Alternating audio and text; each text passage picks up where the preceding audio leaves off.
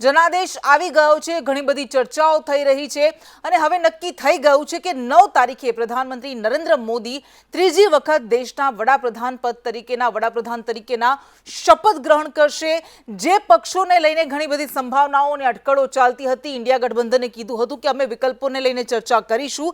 India ગઠબંધને પણ કહી દીધું છે કે અમે વિપક્ષમાં જ બેસવાના છીએ, અમે સરકાર રચવાનો દાવો નથી કરવાના। તો જે પક્ષો પર ભારતીય જનતા પાર્ટીનો મોટો મદાર રહેવાનો છે આ ત્રીજી સરકારમાં, એનડીએ 3.0 માં એ પક્ષો એટલે કે જેડીયુ અને ટીડીપી પણ સ્પષ્ટ કરી ચૂક્યું છે કે અમારો સમર્થન એ એનડીએને રહેશે, અમે એનડીએ સાથે જ છીએ અને એનડીએ સાથે જ રહેવાના છીએ। એટલે 9 તારીખે શપથ ગ્રહણ થશે। પરંતુ આ વખતે જે પરિણામો સામે આવ્યા, કેટલાક 1.14% ફરકમાં ભારતીય જનતા પાર્ટી આખા દેશની આપણે વાત કરીએ તો 63 સીટ ગુમાવવાનો વારો આવ્યો છે। માત્ર 1.14% વોટ શેરમાં આખો આ ખેલ બગડી ગયો છે, બાજી બગડી ગઈ છે અને ભારતીય જનતા પાર્ટી એકલા હાથે બહુમતી હાંસલ નથી કરી શકી। અને બીજી બાજુ ગુજરાતમાં પણ કંઈક એવું જ થયું છે, 1%ની આસપાસ જ વોટ શેર ઘટ્યો અને એક બેઠક જે ઓછી થઈ ગઈ। ભારતીય જનતા પાર્ટીનો જે હેટ્રિકનો ટાર્ગેટ હતો ગુજરાતમાં 26 બેઠકો જીતીને ક્લીન સ્વીપ કરવાનો, તેના સપના પર પાણી રોળાઈ ગયું। આ 1% શેર જે ઘટ્યો એમાં જ વોટમાં। બીજી બાજુ કોંગ્રેસનું પણ કંઈક એવું જ થયું છે, એનો શેર વધ્યો નથી, વોટ શેર એ ઘટ્યો છે, પરંતુ તેમ છતાં પણ એક બેઠક મેળવવામાં ગુજરાતમાં સફળ રહી છે। જ્યારે રાષ્ટ્રની આપણે વાત કરીએ દેશમાં તો કોંગ્રેસનો વોટ શેર વધ્યો અને પરિણામે એની સીટ્સ પણ ઘણી બધી વધી ગઈ, એ 53 થી 99 સુધી કોંગ્રેસ પહોંચી ગઈ। પરંતુ સૌથી મોટો ઝટકો જો ભારતીય જનતા પાર્ટીને કોઈ રાજ્યોએ આપ્યો હોય તો એ બે મોટા રાજ્યો છે। આ રાજ્યો છે ઉત્તર પ્રદેશ અને મહારાષ્ટ્ર। ઉત્તર પ્રદેશમાં આપણે જોયું કે જે ઉત્તર પ્રદેશમાં જે રાજ્ય, જે હિન્દી હાર્ટલેન્ડના રાજ્યમાં ભારતીય જનતા પાર્ટીને ઘણી આશા હતી, એ જ આશા પર પાણી ફરી વળ્યું। આ ત્રણ અલગ અલગ તસવીરો, દ્રશ્યો જે અમે આપણે બતાવી રહ્યા છે। ગુજરાતની આપણે વાત કરીશું કે કયા એવા મંત્રીઓ છે કે જેમના જ મત વિસ્તારમાં વિધાનસભા ક્ષેત્રમાં ભારતીય જનતા પાર્ટીને કાં તો ઓછા વોટ મળ્યા અને કાં તો બિલકુલ વોટ ન મળ્યા, એ ભારતીય જનતા પાર્ટીની જગ્યાએ એ લીડ કોંગ્રેસ લઈ ગઈ।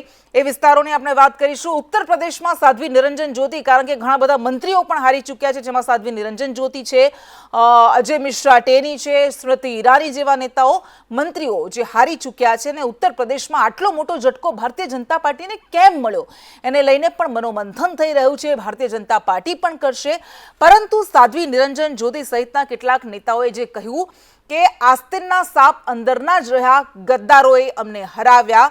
અને સાધ્વી નિરંજન જ્યોતિએ કહ્યું કે મેં પહેલેથી જ કહ્યું હતું, 15 દિવસ પહેલા જ મને ખબર પડી ગઈ હતી કે કંઈક તો લોચો છે, કંઈક તો અહીંયા સમસ્યા છે અને એને લઈને આ પરિણામ હવે આવ્યા છે, એ સ્પષ્ટ થઈ ગયું છે। જે પણ લોકોએ આ કામ કર્યું છે, પાર્ટીના અંદરના નેતાઓને હરાવવાનું, એને ચિહ્નિત કરવામાં આવશે અને એ લિસ્ટ ઉપર મોકલવામાં આવશે। તો મહારાષ્ટ્રથી સૌથી મોટા સમાચાર કે જે છેલ્લા 5 વર્ષમાં સૌથી મોટા રાજકીય ગરમાવાનું કેન્દ્ર રહ્યું, એ મહારાષ્ટ્રમાં અત્યારે એવી અટકળો પણ ચાલી રહી છે। સમાચાર પણ મળી રહ્યા છે કે ફરી પાછી ઘર વાપસી કરી શકે છે શિંદે અને અજીત પવાર જૂથના 10 થી 12 ધારાસભ્યો। આ અટકળો ચાલી રહી છે એટલે શું મોટો ખેલ થશે, કારણ કે મહારાષ્ટ્રમાં આપણને ખબર છે કે કેવી રીતે સરકાર રચાઈ, બગડી અને હવે શું થવાનું છે એના પર સૌ કોઈની નજર રહેશે। પરંતુ ભાજપને કોણે નુકસાન કરાવ્યું છે એના પર ચર્ચા કરીશું। કેટલીક પ્રતિક્રિયાઓ સાધ્વી નિરંજન જ્યોતિની જે આપણે વાત કરી એને લઈને પણ આપણે સાંભળીશું। સાધ્વી નિરંજન જ્યોતિએ સૌથી પહેલા શું કહ્યું એ સાંભળી લઈએ, ત્યારબાદ ચર્ચા કરીશું। क्योंकि मुझे 15 दिन पहले से लग रहा था कि कुछ गड़बड़ जरूर है, लेकिन जो हमारा जमीनी कार्यकर्ता था वो तन मन से लगा रहा है। उसका परिणाम यह है कि 4.5 लाख, 5 के लगभग वोट मिला है। दूसरा, मुझे ऐसा लग रहा है कि फतेहपुर में जो काम हमने शुरुआत की थी उसमें कहीं ना कहीं विराम जरूर लगा है। हाँ, इतना जरूर है कि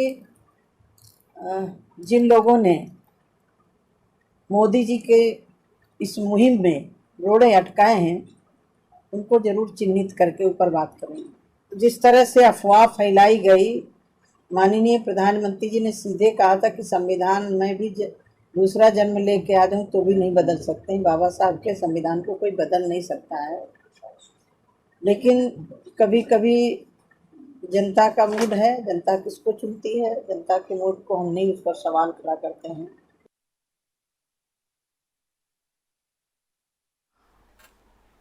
અને આપણે સાંભળ્યા સાધ્વી નિરંજન જ્યોતિએ શું કહ્યું, સંજય નિષાદે પણ આવું કહ્યું છે, સાક્ષી મહારાજે પણ આવું કહ્યું છે અને હજુ તો ઘણા બધા એવા નેતાઓ સામે આવશે કે જેઓ કહેશે કે શું કારણ હતું કે ભારતીય જનતા પાર્ટી લગભગ અડધી સીટ પર આવી ગઈ। ઉત્તર પ્રદેશમાં અને મહારાષ્ટ્રમાં પણ આટલો મોટો ફટકો લાગ્યો, જેના કારણે ભાજપનું 272નું જે સપનું હતું કે પોતે જ 370 બેઠકો મેળવી લેશે, પરંતુ એ 272 પર પણ ન આવી શકી। આપણે ચર્ચા કરીશું, પરંતુ ગુજરાતની આપણે વાત કરીએ કે ગુજરાતમાં એક સીટ જે કોંગ્રેસના ફાળામાં ગઈ, પરંતુ ગ્રાફિક્સના માધ્યમથી અમે સમજાવવાની આપણે કોશિશ કરીશું કે એ મંત્રીઓ કે જેમના મત વિસ્તારમાં જ ભારતીય જનતા પાર્ટીને વોટ નથી મળી શક્યા। કૃષિ મંત્રી રાઘવજી પટેલના મતક્ષેત્ર જામનગર ગ્રામ્યમાં ગાબડું પડ્યું છે અને જામનગર ગ્રામ્યમાં 33,248 મતો ઘટ્યા છે। એટલે પૂનમબેન માડમ કે જેઓ જામનગરથી લડી રહ્યા હતા, ભલે તેઓ વધારે સરસાઈ સાથે જીત્યા, પરંતુ આ વિસ્તારમાં વોટ નથી મળ્યા। ઉદ્યોગ મંત્રી બળવંતસિંહ રાજપૂતના ઘરમાં સિદ્ધપુરથી કે જ્યાંથી તેઓ ધારાસભ્ય છે, ત્યાં ભારતીય જનતા પાર્ટી કરતાં કોંગ્રેસને વધારે વોટ મળ્યા છે, કોંગ્રેસ જીતી છે।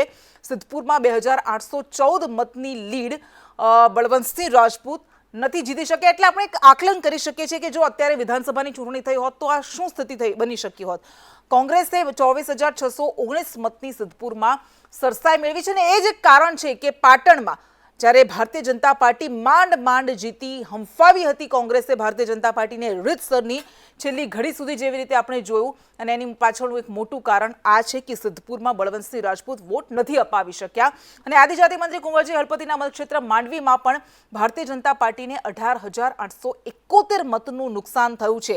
આ એ મોટા ચહેરા છે કે જેમને જવાબદારી હોય છે પોતાના ઉમેદવારને જીતાડવાની, પરંતુ કુંવરજી હળપતિ તે ઘર આંગણે ભાજપના ઉમેદવારને મત નથી અપાવી શક્યા। ભાજપના 4 ધારાસભ્યો એવા છે કે જેઓ લોકસભામાં પક્ષને લીડ નથી અપાવી શક્યા। કયા ધારાસભ્યો છે? સૌથી વધારે બનાસકાંઠાની જ્યારે આપણે વાત કરી રહ્યા છીએ, કારણ કે જ્ઞાનીબેન ઠાકોર જીત્યા છે, ત્યારે પાલનપુરમાં 2,170 મતનું અનિકેત ઠાકર અહીંથી ધારાસભ્ય છે અને અહીંયા ભાજપને 2,170 મતનું નુકસાન થયું છે। અનિકેત ઠાકર ભારતીય જનતા પાર્ટીના ઉમેદવાર રેખાબેન ચૌધરીને મત અપાવવામાં પોતાના મતક્ષેત્રમાં નિષ્ફળ રહ્યા છે।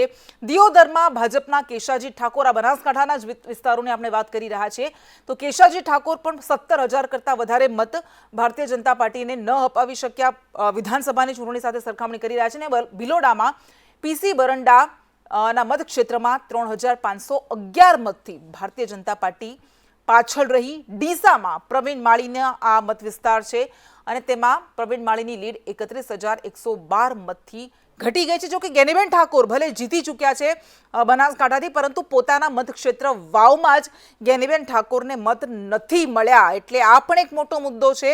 વાવમાં ભારતીય જનતા પાર્ટીને કોંગ્રેસની સરખામણીમાં 1,661 મત વધુ મળ્યા છે। એટલે હવે જ્યારે પેટા ચૂંટણી થશે આ વાવમાં, ત્યારે શું પરિણામ આવશે, કોની તરફેણમાં જશે, એ જોવાનું પણ ઘણું રસપ્રદ રહેશે, કારણ કે જ્ઞાનીબેનનો આ ગઢ હતો જ્યાંથી 2 વખત તેઓ ધારાસભ્ય રહી ચૂક્યા છે, અત્યારે ધારાસભ્ય છે અને સાંસદ બન્યા છે, પરંતુ હવે અહીંયા પેટા ચૂંટણી થાય છે ત્યારે શું કોંગ્રેસ જીતી શકશે કે પછી લોકસભામાં જે રીતે પરિણામ અત્યારે જોવા મળ્યું, વાવમાં ભારતીય જનતા પાર્ટીને વધારે સારું સમર્થન મળ્યું એવું થશે।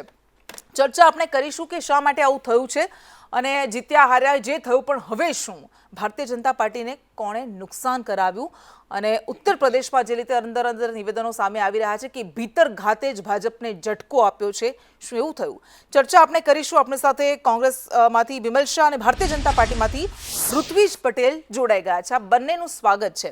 Rutvijbhai, Bharatiya Janata party કાર્ડર base party છે અને સૌથી વધારે ગૌરવ તમે આ જ વાતનું લો છો કે શિસ્તબદ્ધ પાર્ટી છે। કોંગ્રેસ જેવી સ્થિતિ અહીંયા નથી હોતી, પરંતુ આ તો જે આખું પરિણામ સામે આવ્યું કે મંત્રીઓ જ પોતાના મત વિસ્તારમાં મત નથી અપાવી શક્યા લોકસભા ઉમેદવારને, અને પરિણામે બહુ કાઠું પડ્યું હતું। પાટણ અને બનાસકાંઠામાં તો તમે હારી જ ગયા, અને ઉત્તર પ્રદેશમાં જ્યાં અડધી બેઠકો લગભગ તમારી થઈ ગઈ, એક બાદ એક ઉમેદવારે જીતેલા હોય કે હારેલા હોય, એમના નિવેદન સામે આવી રહ્યા છે કે અંદરના લોકોએ જ આ ખેલ કર્યો છે। આવું કેમ થયું? જો ઉત્તર પ્રદેશની જ્યાં સુધી વાત છે ત્યાં સુધી અપેક્ષિત પરિણામો નહીં આવવાના કારણે ક્યાંક ને ક્યાંક લોકો આ પ્રકારની ચર્ચા કરી રહ્યા છે, પરંતુ એનું ચોક્કસપણે આકલન કરીને જે હાર થઈ છે એના જવાબદાર કારણો એ તો ત્યારે જ કહી શકાશે કે જ્યારે પાર્ટીનું શીર્ષસ્થ નેતૃત્વ અને ત્યાંનું પ્રાદેશિક નેતૃત્વ બેસીને દરેક સીટ અને એની પાછળ હાર પાછળના કારણો માટેનું મુક્તપણે ચિંતન કરશે. જ્યાં સુધી ગુજરાતની વાત છે ત્યાં સુધી 25 લોકસભા બેઠક તો જીતવામાં તો અમે સફળ રહ્યા છીએ, બનાસકાંઠાની બેઠક અમે ગુમાવી છે. તમે જે વાત કરી રહ્યા હતા કે રાઘવજીભાઈ પટેલ નો મત વિસ્તાર હોય કે બલવંતસિંહજી રાજપૂતનો મત વિસ્તાર હોય, તો ત્યાં મારે તમને કહેવું છે કે આ વખતે આ બંને જગ્યાએ મત ઓછા થવાનું કારણ ક્યાંક ને ક્યાંક જ્ઞાતિવાદ હતો. જામનગરમાં તમે જોયું હશે તો કોંગ્રેસમાંથી લેવા પટેલ ઉમેદવાર હતા, રાઘવજીભાઈનો જે મત વિસ્તાર છે ત્યાં પણ લેવા પાટીદાર મતો વધારે છે, તો ક્યાંક જ્ઞાતિવાદ હાવી રહેતા એમને વિધાનસભામાં લીડ ઓછી થઈ, પરંતુ at the end Jamnagar Lok Sabha બેઠક પણ બહુ હેન્ડસમ માર્જિનથી અમે જીત્યા છીએ. એ જ રીતે જાતિવાદ કેવી રીતે રહે? કારણ કે બંને એ રાઘવજી પટેલ હોય કે જેપી મારવ્યા હોય તો બંને લેવા પટેલ છે. એટલે જ કહું છું ને કે જે મતદારો ભારતીય જનતા પાર્ટીને એમની વિધાનસભામાંથી મત આપવાના બદલે કોંગ્રેસને ગયા એના લીધે આ આંકડા તમારી સ્ક્રીન પર દેખાઈ રહ્યા છે. એવી જ રીતે તમે સિદ્ધપુરની વાત કરો તો બળવંતસિંહજી રાજપૂતની વિધાનસભામાં પણ જે 2 કે 3 હજાર મતની લીડ ઘટી છે એનું કારણ પણ ક્યાંક ને ક્યાંક ક્ષત્રિય આંદોલન હતું અને એના કારણે કોંગ્રેસને ત્યાં મત મેળવવામાં તેઓ સફળ રહ્યા, પરંતુ અગેન છેલ્લે તો ત્યાં ભારતીય જનતા પાર્ટીનો જ વિજય થયો.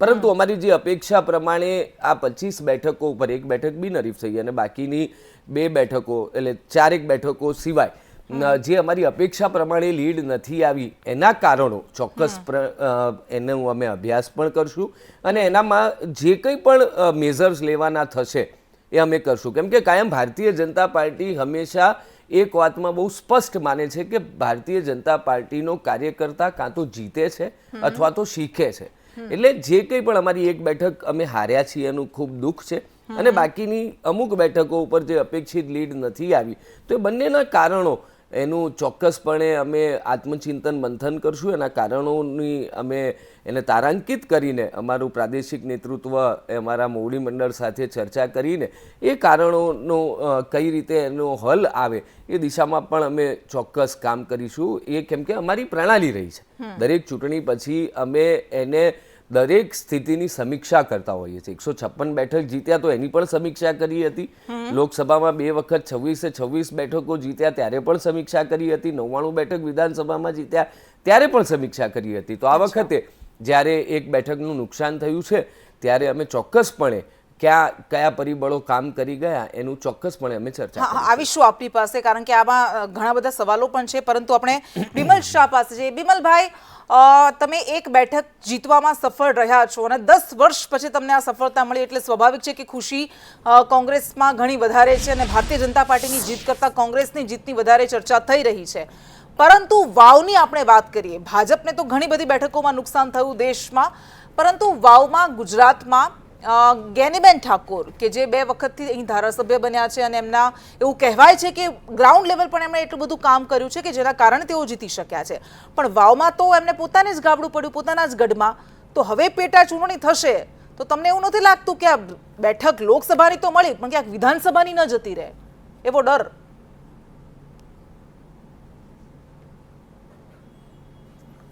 એ તો સમય જ બતાવશે, પરંતુ સ્વાભાવિક છે કે જે દિવસથી જ્ઞાનીબેન ચૂંટણીમાં ઉમેદવાર તરીકે કામે લાગ્યા ત્યારથી જ જ્ઞાનીબેને પોતાનું ઘર સમજીને પોતાના ઘર તરફ પૂરતું ધ્યાન આપવું જોઈએ. કદાચ નહીં આપી શક્યા હોય અને એનું આ પરિણામ આપણને દેખાય છે એટલે થોડા વખતથી એ પોતે પોતાના વિસ્તારમાં પાછા પડ્યા એ સ્વાભાવિક દેખાય છે.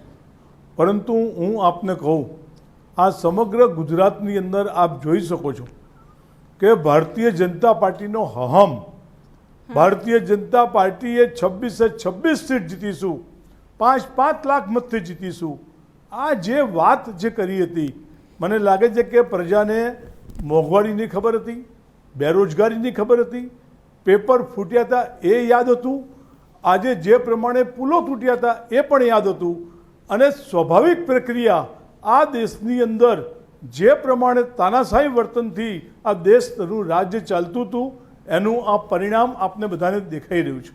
અને હજુ હું તો એમ માનું છું કે આ તો શરૂઆત છે. અચ્છા, આ હવે એમની ગુજરાતમાં પડતી થવાની શરૂઆત છે. તમે જુઓ 2 સીટો એમણે બદલવી પડી. સીટ શા માટે બદલવી પડી? 2 સીટો એમણે બદલવી પડી. અચ્છા બિમલભાઈ, આપને તો ઉમેદવાર ભાજપમાં જતા રહ્યા આ હતા. વખતે તમે જોયું તો ભારતીય જનતા પાર્ટીમાં કાર્યકર્તાઓમાં ને આગેવાનોમાં રોષ દેખાતો હતો. અચ્છા, એ કોંગ્રેસમાં નહોતું. આપણે વિરોધી પક્ષની વાત કરીએ પણ તમને નથી લાગતું કે આ તો એક બેઠક જીતી એટલે પ્રાણ ફૂંકાયા છે, સંચાર થયો છે થોડો, પણ તમે આવી લડાઈ બીજી બેઠક ઉપર પણ આપી શક્યા હોત. ના તો શરૂઆત અને રોહન ગુપ્તાને તમે જાહેર કર્યા અને ભાજપમાં જતા રહ્યા. નિલેશ કુંભાણીએ શું કર્યું આપણને દેખાય છે? એ તો આખી બિનહરીફ થઈ ગઈ બેઠક.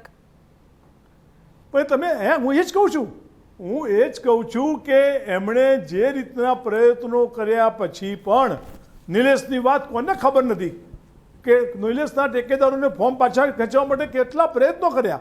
અરે એની સામે બીએસપીના કેન્ડિડેટને બરોડાથી પકડી લઈને ફોર્મ પાછું ખેંચવાનો કેટલા પ્રયત્નો કર્યા. હવે જૂની વાત થઈ છે, પણ એવા કેવા ઉમેદવાર કે કોઈના દબાણથી ખેંચાઈ જાય. ઠીક છે, સાણી પ્રજાએ એ હવે કદાચ આપણે અસ્થાને છે ચર્ચાઓ કરવી કે કેવા ઉમેદવારો હતા. 5 લાખનો હમ હતો, એ હમ તોડ્યો છે. ઓકે, અંતનો આરંભ છે એવું ઋત્વિજભાઈ કહેવાય રહ્યું છે. તોડ્યો છે. કૃષ્ણા બિમલભાઈ જે પ્રમાણેની વાત કરી રહ્યા છે એ પ્રમાણે અમે ચોક્કસ બનાસકાંઠા બેઠક હાર્યા છીએ, પરંતુ એ કેટલાક હજાર મતોથી હાર્યા છીએ. તમારે અહીંયા એ પણ સમજવાની જરૂર છે કે એક બેઠક બિનહરીફ થઈ, બાકીની 2 બેઠકો, કુલ 25 લોકસભા બેઠકની ચૂંટણી લડાઈ, એમાંથી એક બેઠક અમે હાર્યા. અને બાકીની લોકસભા બેઠકોમાં 2 બેઠકો એવી છે કે જે 1 લાખ કરતાં ઓછી 85,000ની લીડથી અમે જીત્યા છીએ. બાકી તમામ બેઠકો અમે 1.5-2 લાખ મતોથી વધારેથી જીત્યા છીએ. 2 બેઠકો 5 લાખ કરતું વધારે મતથી જીત્યા છીએ અને 2 બેઠકો તો 770 અને 744થી જીત્યા છીએ. એટલે અમારા ટાર્ગેટ જે હતા કે નિશાન ચૂક માફ નહીં માફ નીચું નિશાન, એ અંતર્ગત અમે 5 લાખનો ટાર્ગેટ રાખ્યો હતો. એટલે કોંગ્રેસ અત્યારે ગાય વગાડીને બોલી રહી છે, પરંતુ દરેક બેઠકો અમે 2 બેઠકોને બાદ કરતા એ બી 85,000ની લીડ તો છે જ. બધી જ બેઠકો અમે 1.5 લાખ કરતા વધુ મતોની લીડ સાથે જીત્યા છીએ. એ પણ કોંગ્રેસે અહીંયા ન ભૂલવું જોઈએ. વિજયભાઈ રૂપાણીએ ઋત્વિજભાઈ કહ્યું કે 400 પારનો ટાર્ગેટ એવું હાઈકમાન્ડ તરફથી આવ્યો હતો. આ નિવેદનમાંથી ઘણું બધું સૂચક નીકળે છે. એમણે એમ પણ કહ્યું કે આ 5 લાખનો જે ટાર્ગેટની વાત કરી CR પાટીલે એ નહોતી મૂકવાની જરૂર. નહીં, જો માન્ય વિજયભાઈ રૂપાણી સાહેબે જે કહ્યું છે એમનો વ્યક્તિગત વિષય હોઈ શકે. ટાર્ગેટ તો ક્યારેય પણ કોઈ પણ આપી જ શકે અને ટાર્ગેટ એચીવ કરવા માટેનો દરેક કાર્યકર્તા સનિષ્ઠ રીતે પ્રયાસ કરતો હોય છે. આજે એનડીએમાં ભારતીય જનતા પાર્ટીના નેતૃત્વમાં સમગ્ર એનડીએ આજે 3જી વખત સંપૂર્ણ બહુમતી મેળવી છે. 292 બેઠકો અમારી થઈ છે. એટલે એ પણ તો એક ઐતિહાસિક ઘટના છે કે 3જી વખત કોઈ એન્ટી ઇન્કમ્બન્સી નહીં પરંતુ પ્રો ઇન્કમ્બન્સીનું ઉદાહરણ માન્ય નરેન્દ્રભાઈ મોદી સાહેબે ફરી એક વખત પ્રસ્થાપિત કર્યું. કૃષ્ણાબેન, આજે તમે મને બતાવો કે 3જી વખત સળંગ સરકાર બનવી એ પણ શું કઈ સામાન્ય ઘટના છે? હું અગેન કહું છું કે જેમ અહીંયા 5 લાખનો ટાર્ગેટ સેટ કરેલો એમ ત્યાં 400નો ટાર્ગેટ સેટ કર્યો હતો. 400 ન આવી શકી, પરંતુ 290 અમે પહોંચ્યા છીએ, જે 272 કરતા ઘણું વધારે છે. આંકડાની આંકડા જ બોલતા હોય છે ને આંકડા કહી રહ્યા છે કે બહુમતી અમારા પક્ષમાં છે. માન્ય નરેન્દ્રભાઈ મોદી સાહેબ 3જી વખત આ દેશના વડાપ્રધાન બનવા જઈ રહ્યા છે, એ પણ એક ઐતિહાસિક ઘટના છે. અને ગુજરાતની બેઠકો, બધી જ બેઠકો અમે ખૂબ મોટા માર્જિનથી જીત્યા છીએ. જે 2-4 બેઠકો અમે ઓછા માર્જિનથી જીત્યા છીએ અને 1 બેઠક હાર્યા છીએ, એની અમે સમીક્ષા કરીશું. પરંતુ નિશાન ચૂક માફ નહીં માફ નીચું નિશાન, પરંતુ સાધ્વી નિરંજન જ્યોતિને પણ આપણે સાંભળ્યા એવા ઘણા બધા નેતાઓ છે જેવું કહી રહ્યા છે કે આ 400 પારનો જે આખો હાઈપ ઉભો કરવામાં આવ્યો એના કારણે કોંગ્રેસ એ મૂકવામાં સફળ રહી કે જો ખરેખર આવું થાય છે તો બંધારણ ભારતીય જનતા પાર્ટી ખતમ કરી નાખશે. તો તમને લાગે નેગેટિવ પડ્યું? નેરેટિવ હતું જે આખી ચૂંટણીમાં ક્યાંક ને ક્યાંક જુઠ્ઠાણું ફેલાવવા માટે કોંગ્રેસે આનો ઉપયોગ કર્યો અને ઘણે ખરે અંશે કોંગ્રેસ એમાં સફળ રહી. પરંતુ બંધારણ આ દેશનું, માન્ય અમિતભાઈ સાહેબ, માન્ય મોદી સાહેબ ઘણી વખત બોલ્યા છે કે આ દેશનું બંધારણ કોઈ ન બદલી શકે. બાબા સાહેબ આંબેડકર સ્વર્ગમાંથી નીચે આવે તો પણ આ દેશનું બંધારણ નહીં બદલાય એવું કહ્યું હતું એમણે. આટલું સ્પષ્ટપણે કયા પછી narrative એ સફળ થઈ ગયો ને ફોલ્સ નેરેટિવ સેટ કરીને ક્યાંક લોકોને ગુમરાવવામાં આંશિક રીતે સફળ રહી. પરંતુ ભારતીય જનતા પાર્ટી પહેલા પણ ક્યારે આવું કહ્યું નથી કે આવી કોઈ મંશા નથી, ઠીક છે. અને આગામી સમયમાં પણ આવી કોઈ જ મંશા ભારતીય જનતા પાર્ટીની નથી. એવું આપના ચેનલના માધ્યમથી સ્પષ્ટ કરવા માંગુ છું. અચ્છા બિમલભાઈ, અત્યારે તમને જે સફળતા મળી 53 બેઠક પરથી 99 બેઠક પર આવ્યા, એટલે ઓલમોસ્ટ ડબલ સીટ તમારી થઈ છે, વોટ શેર પણ તમારો વધ્યો છે. પરંતુ હવે હજુ પણ તમે જે ગર્વ અનુભવી રહ્યા છો, ખુશી લઈ રહ્યા છો, એ વધારે મોટો ભાગનો સાથ સહયોગ તો તમારે સહયોગી પક્ષોનો છે. 240ના આંકડા પર તમે પહોંચ્યા છો, જે 234ના, એ તો સાથી પક્ષોના સહારે પહોંચ્યા છો. તો જો, કારણ કે ખબર છે આપણને કે ઇતિહાસ કેવો રહ્યો છે સહયોગી પક્ષોનો અને ગઠબંધનનો, તો આમ તેમ થાય છે તો પછી તમને નથી લાગતું કે તમારે પણ ઘણું બધું આમાંથી આત્મમંથન કરવાની જરૂર છે, શીખવાની જરૂર છે, ધ્યાનમાં રાખવાની જરૂર છે કે ભવિષ્યમાં ક્યાંક આપણી બાજી પણ ન બગડી જાય?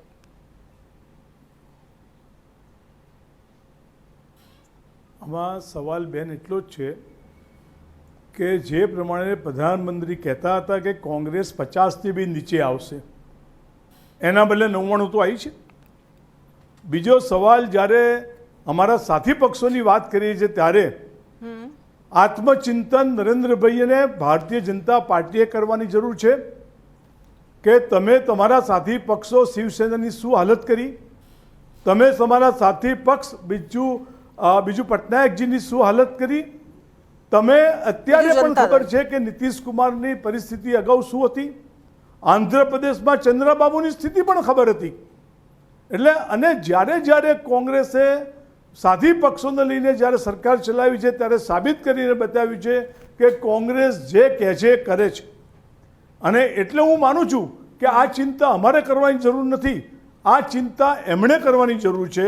એમણે જે પ્રમાણે પોતાની 272 સીટો આવી નથી અને જે પ્રમાણે એ લોકો અહમથી બોલતા હતા કે અમે 370 બાદ એકલા ભારતીય જનતા પાર્ટી લાવવાની વાત હતી, અરે 272 પણ તમે ક્લિયર કરી શક્યા નથી.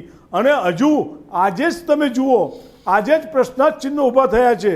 એમના જ સાથી પક્ષના આગેવાનોએ કીધું છે અમે CAA માટે ચિંતા કરીશું, અમે અગ્નિ પરિષદ માટે ચિંતા કરીશું. અને એમણે ત્યાં આગળ આજે આંધ્રપ્રદેશની અંદર ચંદ્રબાબુ નાયડુને ટેકો નહીં આપવા માટેના આંદોલનો શરૂ થયા છે. આ પરિસ્થિતિનો વિચાર એમણે કરવાની આવશ્યકતા છે. અમે તો માનીએ છીએ કે સરકાર સ્થિર ચાલવી જોઈએ, સરકાર બધાના સહયોગથી ચાલવી જોઈએ. અને એટલા માટે જ હું આપને કહું કે ઉત્તર પ્રદેશમાં આપે જ 3 જણને સંભળાવડાયા. તમે જુઓ રામ મંદિરની આજુબાજુ, ફૈઝાબાદની વાત કરો, ફૈઝાબાદ જે રામ મંદિરનું કેમ્પસ છે એની આજુબાજુની સીટ એ પણ ભાજપ હરી ગઈ, અને એની સરાઉન્ડિંગમાં કેટલાય કિલોમીટરની આવેલી સીટો, બધી સીટો હરી ગયા છે. કારણ કે આપણને ખબર છે કે આપણા શંકરાચાર્યજીઓએ ના પાડી હતી કે આ રામ મંદિરનું નિર્માણ ના થાય, છતાં પણ તમે ત્યાંના પોસ્ટર જોયા હોય તો રામલલ્લાને લઈને પ્રધાનમંત્રી જતા હોય. અરે ભાઈ, કુદરત તમને ક્યાંથી માફ કરે? પ્રતિષ્ઠા. અને એટલા માટે હું ચોક્કસ અર્થે કહું છું, અને હું તો કહું છું જેમ રૂપાણીજી બોલ્યા ને, રૂપાણીજીએ જે કીધું ને, આવા અનેક ભાજપના કાર્યકર્તા બોલશે, એમને પણ થયું કે અમને ધરતી પર લાવવાની જરૂર હતી. અચ્છા ઠીક છે ઋત્વિકભાઈ, આપણી પાસે સમય બહુ ઓછો છે. છેલ્લો જવાબ, આ જે વાત મૂકવામાં આવી રહી છે પણ આ બધામાં તમને આખું ચિત્ર, તમે પરિણામો જુઓ તો તમને નથી લાગતું કે જે પક્ષોને તોડવાની અને ફોડવાની જે રાજનીતિ આખી થઈ, એ મહારાષ્ટ્રમાં પણ થઈ, એ ગુજરાતમાં પણ અન્ય ધારાસભ્યોને, અન્ય પક્ષના ધારાસભ્યોને ભાજપમાં ભેળવવાની વાત થઈ, તો અલ્ટિમેટલી બહુ મોટું નુકસાન થાય છે. કારણ કે તમારો જે કોર વોટર છે અથવા તો તમારો કોર કાર્યકર્તા છે એનાથી નારાજ તો થશે ને.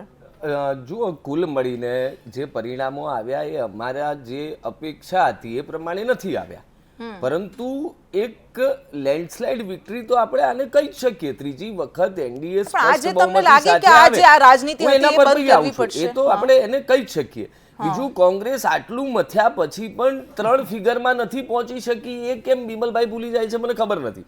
નંબર 2 કે ગુજરાતમાં જો તમે કહેતા હોય તો 5 જેટલી પેટા ચૂંટણીઓ હતી, પાંચે પાંચ અન્ય પક્ષમાંથી આવેલા લોકો હતા, તો એને તો પ્રજાએ ભારતીય જનતા પાર્ટીમાં તેઓ ભળ્યા, એમણે નેતૃત્વ સ્વીકાર્યું, તો એમને ખોબલે ને ખોબલે મત આપીને જીતાડ્યા છે. પણ એ વિધાનસભાનું સંખ્યાબળ વધ્યું, લોકસભામાં ઘટ્યું. જ્યાં ને ગુજરાતમાં બી એક બેઠક હારીને 25 બેઠકો ત્રીજી વખત આપણે જીતી આપણે આખા રહ્યા દેશની વાત છીએ. કરીએ પરંતુ કુલ મળીને જ્યાં જ્યાં પણ અપેક્ષા પ્રમાણે પરિણામ નથી આવ્યું, એનું ચોક્કસપણે અમારું કેન્દ્રીય નેતૃત્વ, અમારું પ્રાદેશિક નેતૃત્વ એની સમીક્ષા કરશે અને જે કોઈ પણ પગલાં એના માટે લેવાની જરૂરિયાત હશે અમે ચોક્કસપણે લઈશું. ઠીક છે, ખૂબ ખૂબ આભાર આપ બંને અમારી સાથે જોડાયા, કારણ કે 9 તારીખે આ દેશને ફરી પાછી નવી સરકાર મળવાની છે. ચહેરાઓ એ જ જૂના હશે. મંત્રીમંડળમાં કોને સ્થાન મળે છે એ જોવાનું પણ રહેશે, કારણ કે અત્યારથી જ શરતો લાગુ સાથે સાથ આપવામાં આવી રહ્યો છે. એ પછી ટીડીપીના ચંદ્રાબાબુ નાયડુ હોય કે પછી નીતિશ કુમાર હોય, તેમણે કેટલીક માંગો મૂકી દીધી છે અને હવે આ સરકાર કેવી રીતે ચાલશે એ જોવાનું રસપ્રદ રહેશે, કારણ કે છેલ્લા 10 વર્ષમાં ભારતીય જનતા પાર્ટી એકલા હાથે સક્ષમ હતી મોટા બોલ્ડ નિર્ણયો લેવા માટે, પરંતુ હવે આ સહયોગી પક્ષો સાથેની સરકાર પર પણ નજર રહેશે કે કેવી રીતે ચાલે છે અને ખરેખર એ 5 વર્ષ પૂરા કરે છે કે કેમ.